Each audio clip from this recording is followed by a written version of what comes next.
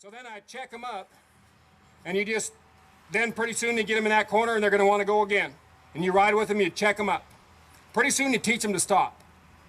And you take that movement out of them. And it's just like working, and then I try to get them to hooking on. And when I talk about hooking cattle on, so when they come out of this corner, like these cattle here, when I first get them, I'll try to hook them on. I'll try to draw them and grab both eyes, just like a horse. Just get them to put their front feet on the ground and set them up, hook them on. They want to look at you with both eyes. And you position yourself to be there. And what that does, all they're thinking about now is all the stuff that's happened to them. And they're just crazy, right? How immediate, I mean, would you be putting these cattle in this position?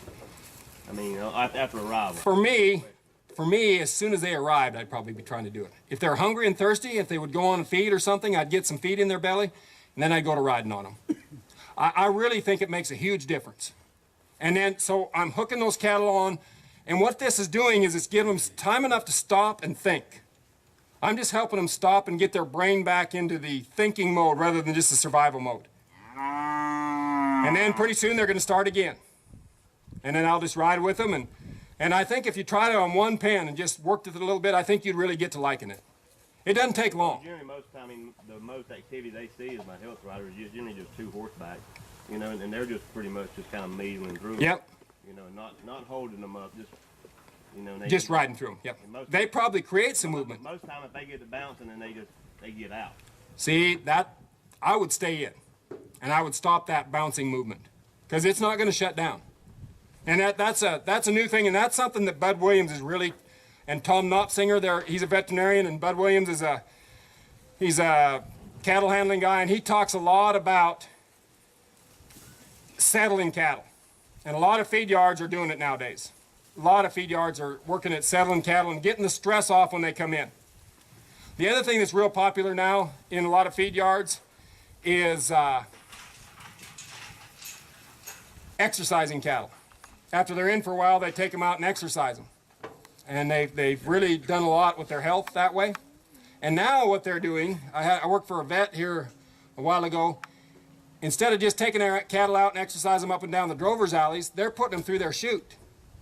They work these cattle through the squeeze chute and just let them get good at going back and forth through the squeeze chute. That's how they exercise their cattle and get them stimulated mentally. Walking them through without squeezing them up. Yeah, just leaving it open. Yep, and I really recommend that a lot of folks, if you have cows and calves, I really think, especially as many times as you worm cattle here, and as many times they have to, do you just pour it on their back? Both. You have to switch it up.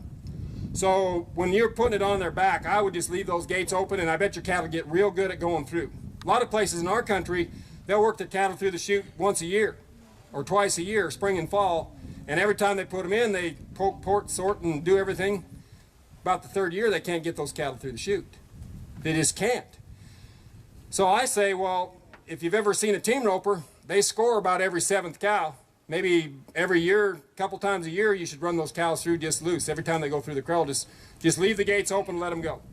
So anyway, I'm going to go ahead, and here's how, when cattle think, like these will, this is how you can sort. And I sorted the red ones. I left the red ones before, so we'll just let the blacks come on by. But if you really get to where cattle will come by you, you can just step back and forth here, and you can get cattle to sort pretty good.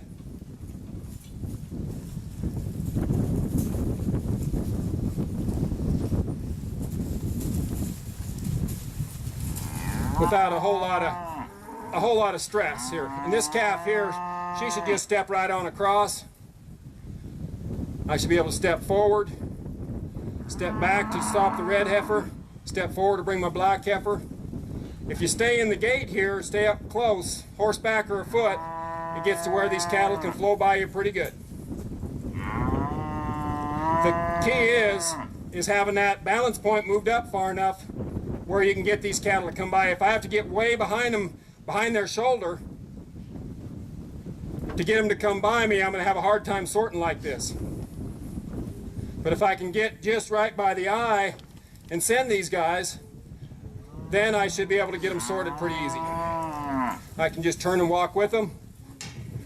And that's and the thing I like about it is when these cattle are done here, they're just as good as when we started. But if you get them in an alley, and if you put cattle in an alley and you got quite a bunch, and your alley, if you keep jumping in front of cattle, pretty soon you're pushing and you're pushing, and pretty soon you hear the boards a creaking.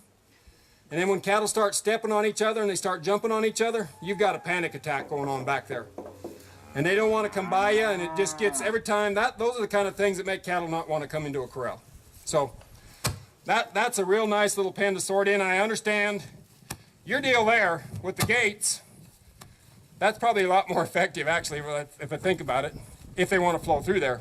But we don't have that set up in our country. We got to sort either in an alley or that deal. So I kind of like that deal. It looks like a kind of a lazy man's way to sort, but I don't know. I don't think it's worthy of applause, but anyway. I don't want to scare them. Oh, I don't think we will. Anyway, that's kind of what. Well, thank you. Thank you. Well, and these are special cattle. I don't know what you've been doing to them, Austin. Have they been worked a lot? They've been worked around a lot, and it looks to me like you guys are pretty much into handling things right around here. So, you know, I've been to some things where the cattle weren't quite this good to work, and that doesn't bother me. I mean, you work with what you got, just like your cattle. Not everybody can do it, so it's probably a pretty good deal that you can do what you can do. But my whole thought for the whole industry, if all our cattle could be looked at, and this could be the model for the kind of cattle that we could work, I wonder how much more money would be in it. I wonder what calves would be worth. Look how fat they are. Look how much profit would be in those heifers or calves, and if they knew how to work like these do before they ever left the place, then we're talking about things. And I'm hearing a lot about how much agriculture is going to have to ramp up. We're going to have to double production in the next 50 years to keep up with world population growth. Is that right? So are we going to get more land to graze and raise crops on for our beef? I don't think so. So either genetics and handling are going to have to make up the difference. And I really don't think, that's funny, I really don't think we have even touched the difference we can make by handling and getting these cattle mentally right to work and to grow and to gain for us. When cattle get to a feed yard, they fall to pieces. You got to ride on them every day. When they get to your place, before they get to your place, they've been out in the open, they haven't been touched, they haven't been handled much. And then all of a sudden, when they come to a background yard or go west to a feed yard, we got to ride on them once a day. They got the best feed, they're getting fed 2 or 3 times a day, they got the best facilities. So what is it that is making the big change once they come into a confined facility? It's stress. And the reason it's stress is because they're not used to it. They've had it too good out here. They haven't learned to accept and take the pressure that comes on in the shipping and the stuff that happens before they get to you. So my thoughts are, as an industry, we've got to get better at getting our cattle ready for the future. Kids at the 4-H fair or FFA. I hear parents all the time saying, you guys get out there and work with your cattle. Get them ready. Work with them more.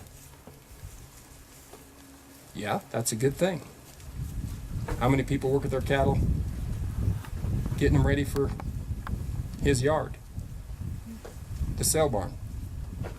I mean, that's to me, in the West, I see there's a lot of ranchers that team rope. And they'll go 2 nights a week and practice team roping. Spend a lot of time, spend a lot of money on horses, read, watch videos, do all kinds of stuff.